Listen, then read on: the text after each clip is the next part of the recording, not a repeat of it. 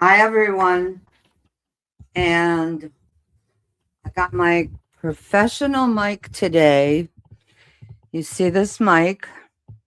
It's new, but I had messed up the connector before, so I broke it. But anyway, they sent me, Movo, thank you, sent me a new connector for free that connects to my computer. So thank you very much, Movo. And welcome back. I'm going to set it down because it's strong enough to catch the sound. So, any case, welcome back to the Jewish Stripper, Raw and Real with Alla Kaplan. And if you're joining me for the first time and you're new to this podcast, welcome. I'm very glad that you're here. Thank you for, first of all, of course, subscribers, followers, people who download my podcast on all the different platforms. I appreciate you all very, very much. And as I said previously in the episode name, today is season 3, episode 11 of the Jewish Stripper Raw and Real with Alla Kaplan. And I'm doing an episode which I feel is very important for about body shaming. And it's a culture. And what I'm going to do today, first of all, is rather than writing my own article, I read an article that I really liked that was published December 1st, 2025. And it was by a story called The Quiet Hurt, What Decades of Body Shaming Actually Do to a Woman's Mind, Unlearning Shame in the GLP-1 Era. This is part 2. I couldn't find part 1. I tried, but it doesn't matter. It's written by someone who goes by Healthy Me, Happy Me on medium.com. And so I'm going to read this article and then discuss the body shaming. So there's a kind of hurt that never bruises, a kind of wound you learn to carry quietly because the world has decided it isn't really a wound at all. It's the hurt of growing up in a culture that taught you your body was a problem, that your appetite was a danger, that every bite needed justification, that your worth was negotiable and the bargaining chip was your size. And the cruelest part, you learned to believe it. Today, as GLP-1s ease the biological war so many women have been fighting for decades, something unexpected is happening. The emotional fallout is finally being heard. When the food noise fades and the hunger panic goes quiet, there's suddenly space for all the painful narratives women have carried, often since childhood, to rise to the surface. This installment is about that silent hurt. The shame has seeped into the smallest of spaces. The healing process begins when the lies lose their hold. The first cut, childhood messaging. The first cut, childhood messaging. For most women, body shame didn't begin with adulthood or pregnancy or midlife changes. It started early, painfully early.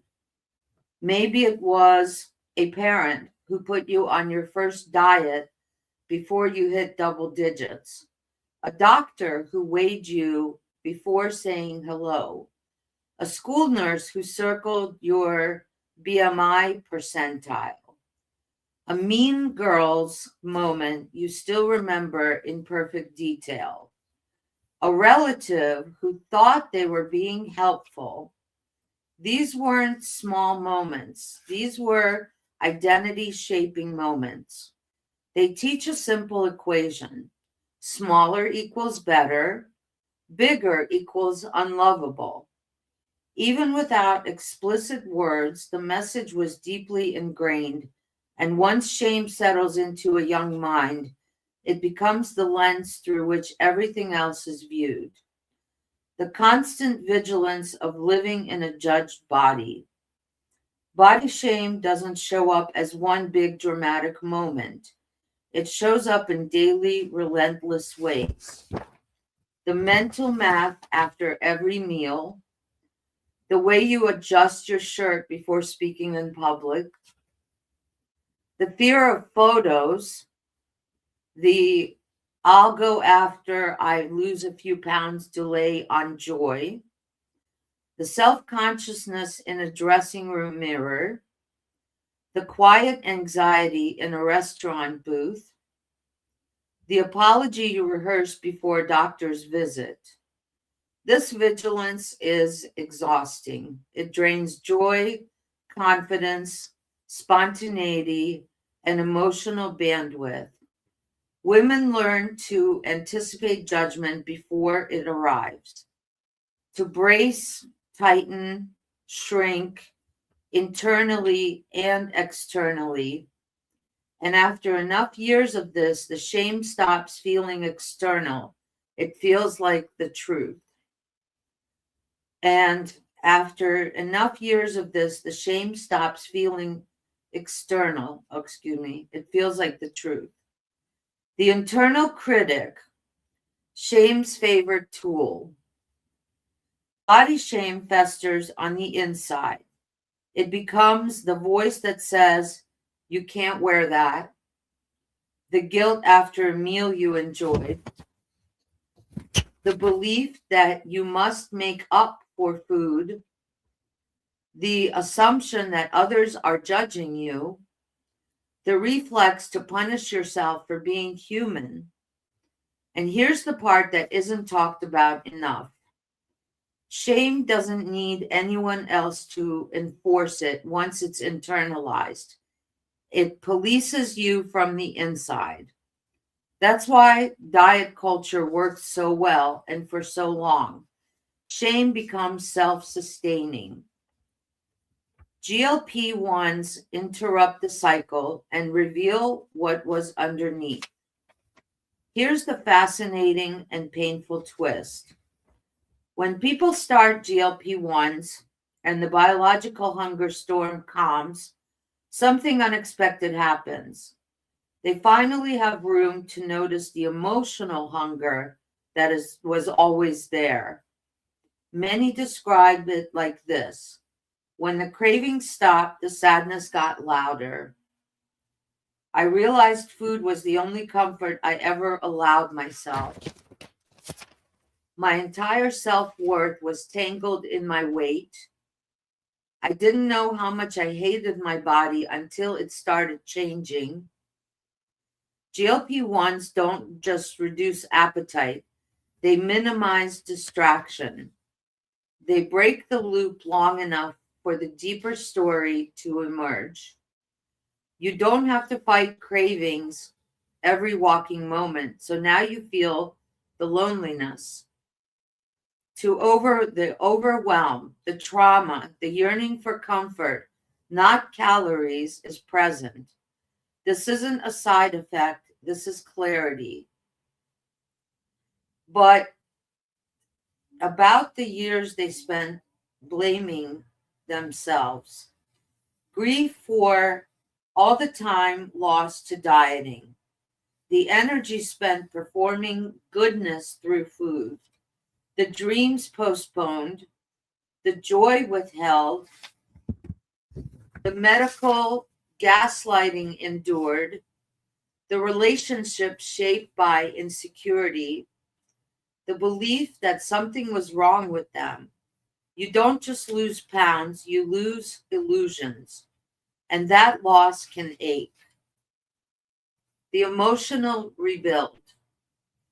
As the shame narrative weakens, something remarkable begins to happen. Women start taking up space, wearing clothes they love instead of clothes that camouflage, speaking up at work, setting boundaries, abandoning apology-based living, realizing they are allowed to feel good without earning it, questioning why they ever had to justify their bodies at all.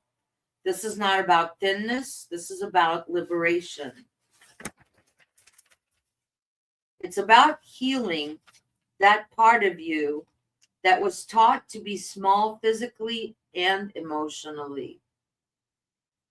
Next in the series, part 3, you took the easy way out, the newest form of weight stigma.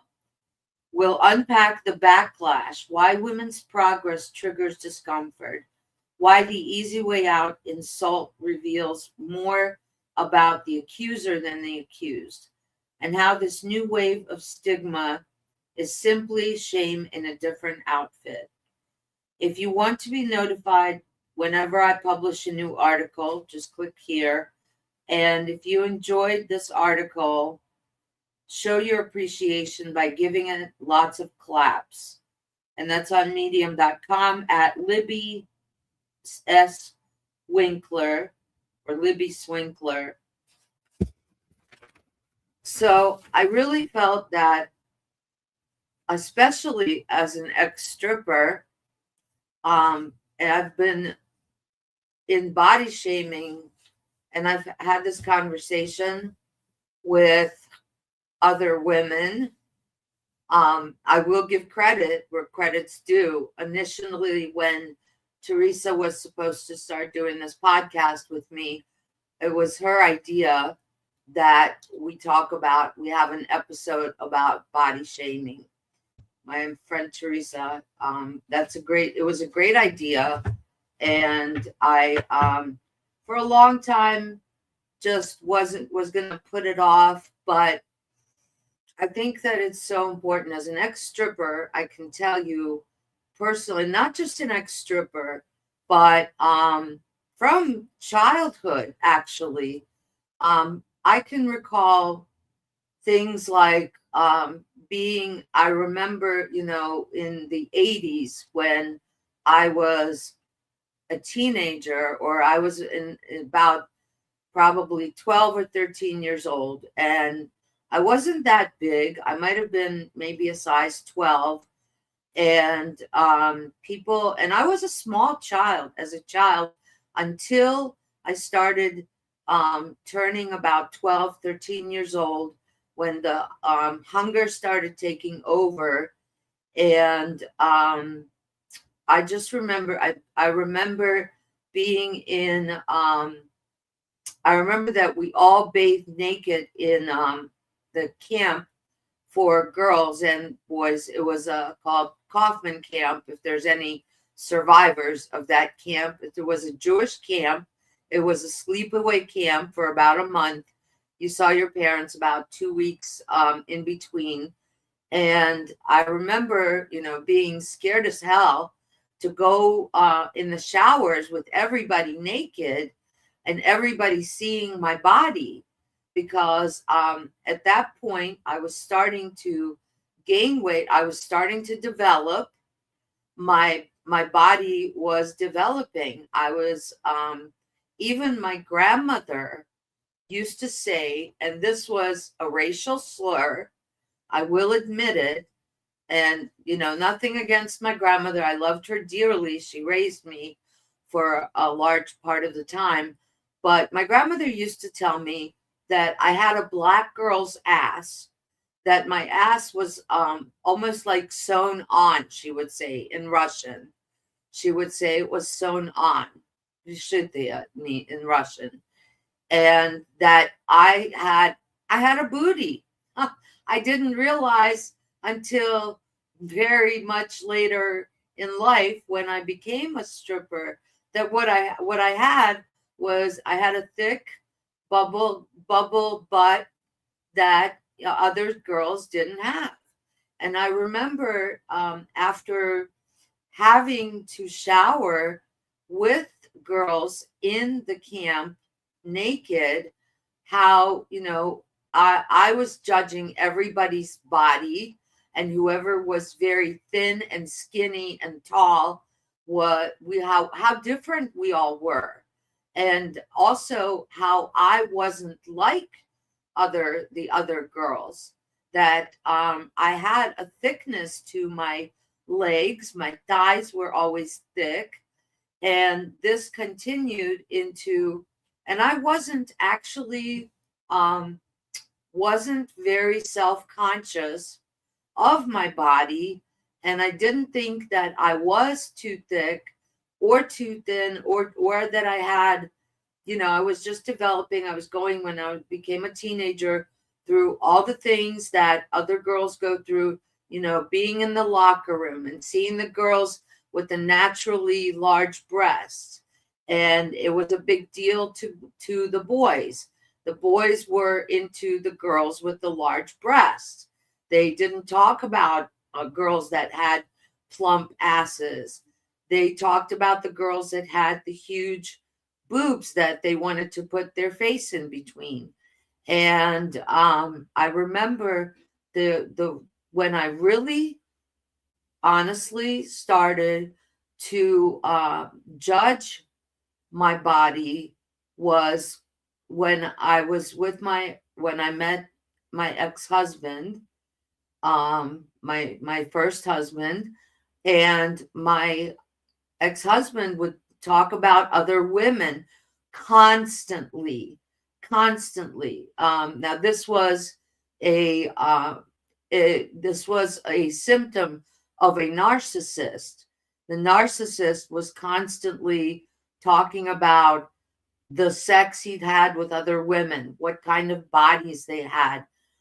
If only, and he put me on diets, and he put me, he wanted me to go to the gym and work out. And he wanted to, he was into, I thought I saw a comment. And by the way, just to be clear, if you ever want to comment while I'm talking or whatever, please feel free to chat with me. I'm always love engagement from people. If you ever want to have a conversation, please feel free to chime in and to come and engage with me. But I realized, this was, of course, during the time that he was actually grooming me to be a stripper, which is why, he went to strip clubs, loved strippers. I wanted to be whatever he wanted me to be. I just was so desperate for the love of this man that, yes, I actually became a stripper because that's what he seemed to want. And so when I started, after it was always a thing about blondes with big boobs versus brunettes with big butts. It was in the culture. It was in the culture. If you remember, Purple Rain and Prince with Apollonia, and there was he was a genius. I give Prince, the props that he deserves as a musician. He was a genius, but he had very high standards when it came to his women, when it came to women in general. And so I noticed for the first time that when I was with my ex-husband, I was very self-aware of my body. I was very self-aware that my thighs were too thick. I was like Charlotte in Sex in the City, constantly thinking, my thighs, my thighs, my thighs, but my thighs.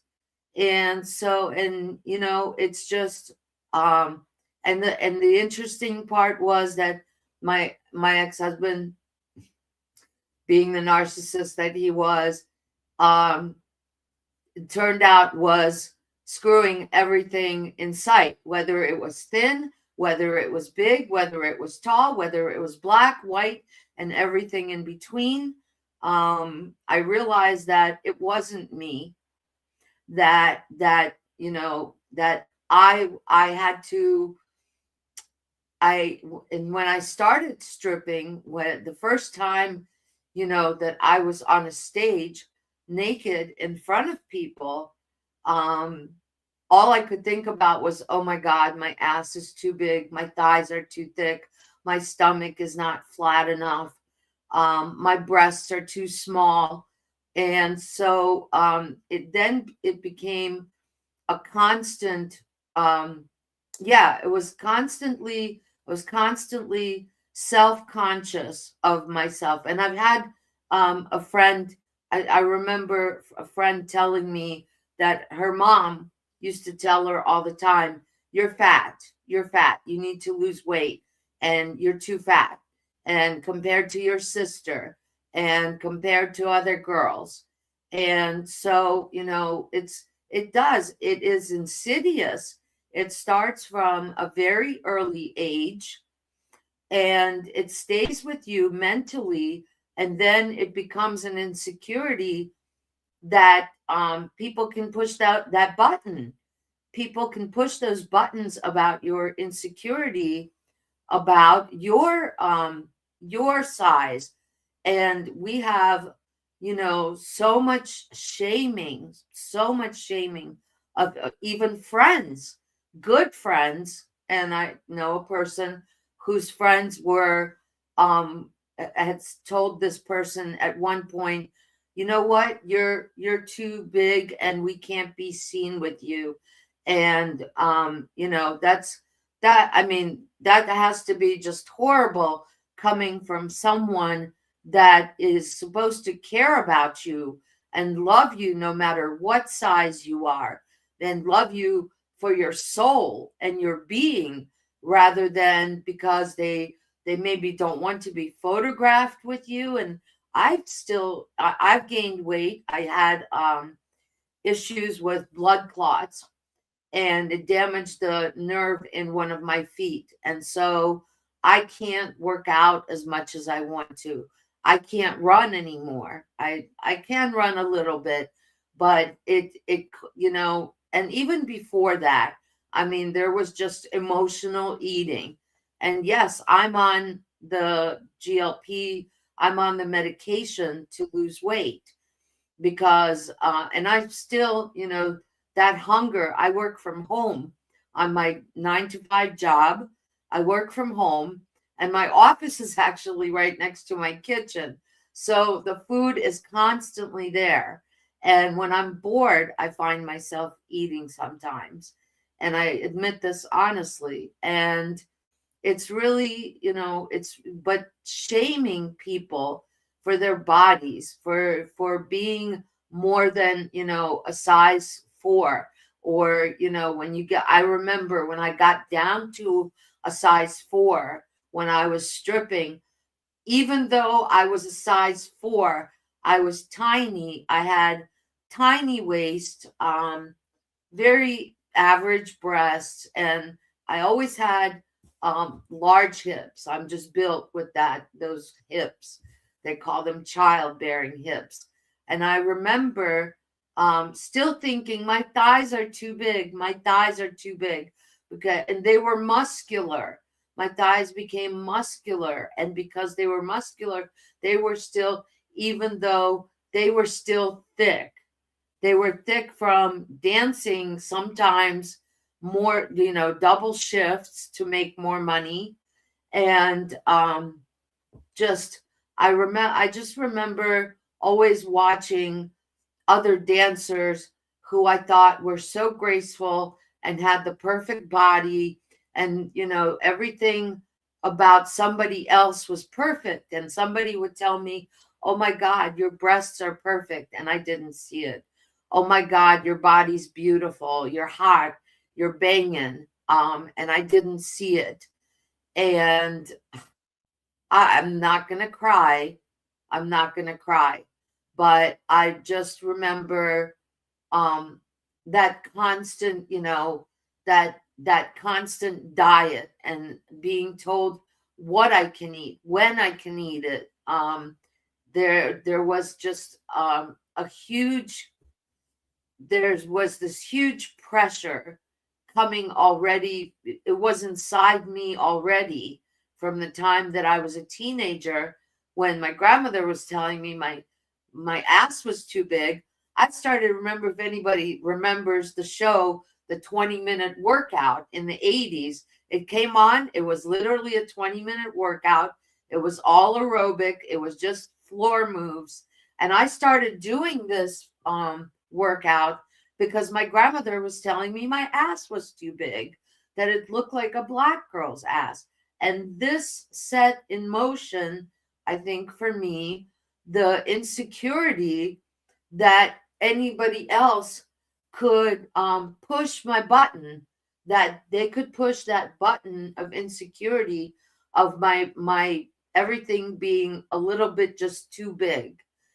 And it was only when, honestly, when I left my ex and I started to be on my own, and I had no one else to tell me when I should eat, what I should eat, what time I should eat. I mean, this was pretty much a, I don't know if you've seen any other of my episodes, but it was pretty much a horror story, because this person controlled my life from the time I woke up to the time I went to sleep. And so this person was, once I was on my own, I didn't have anybody telling me what to eat and when to eat and how to eat and when to sleep and when to work out.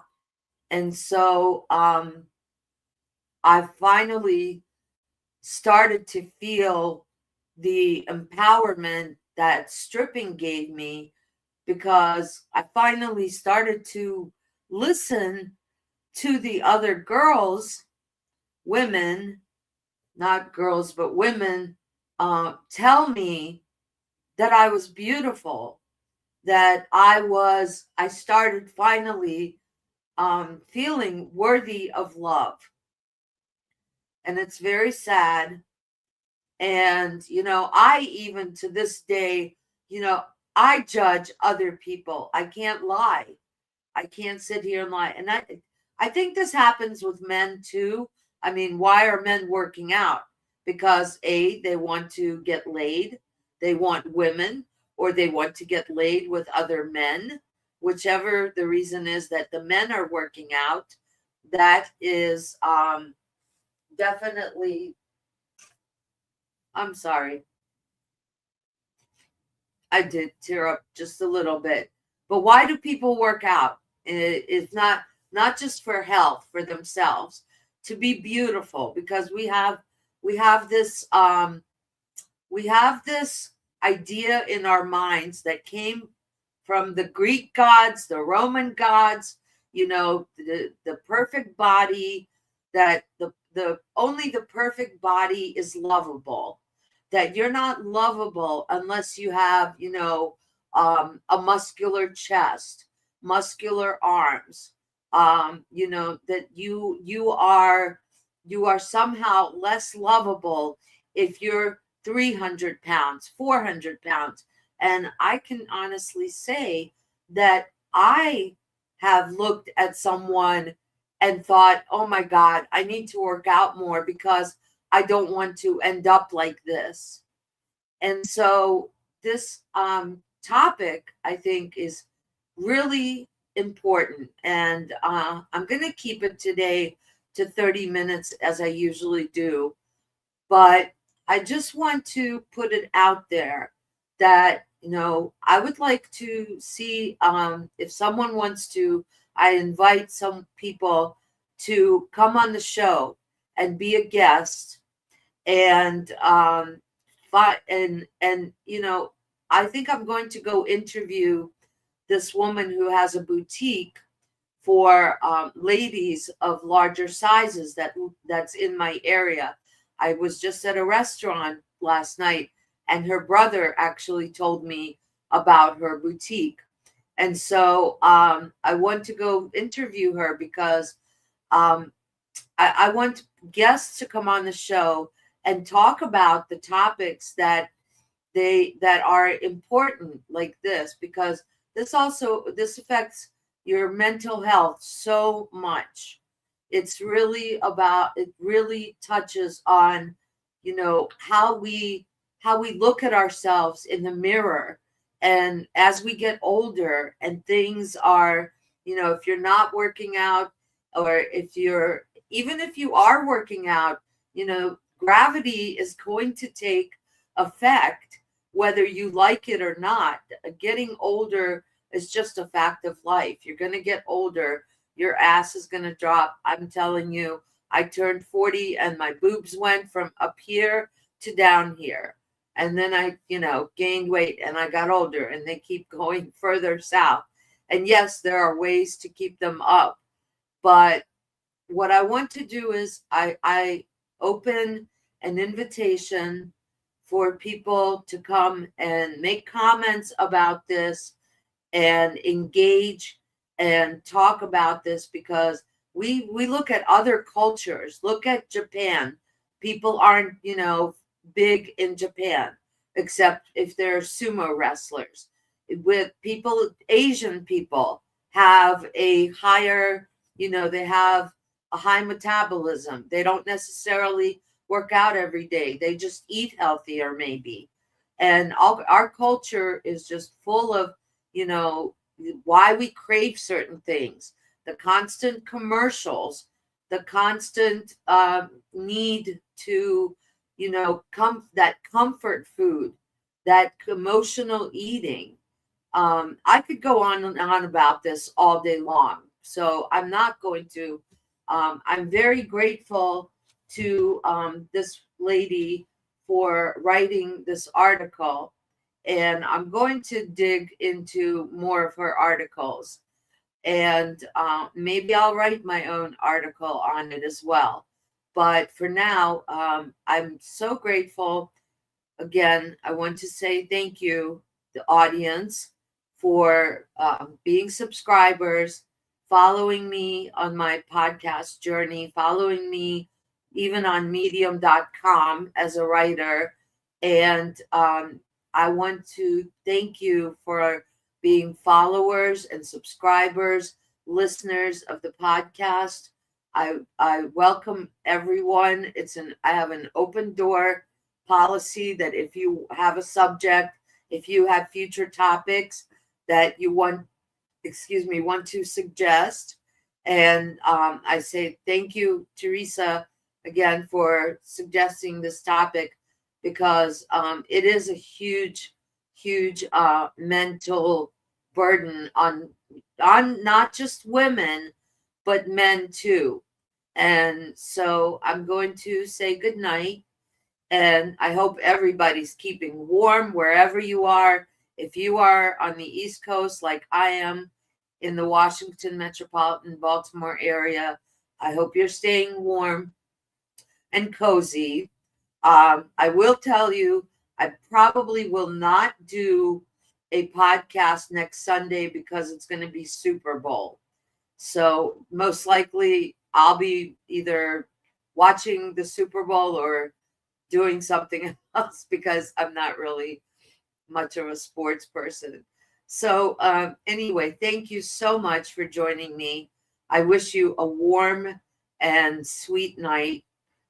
And I want to thank you, my God, everybody that's downloading the podcast on every various platform and watching or listening.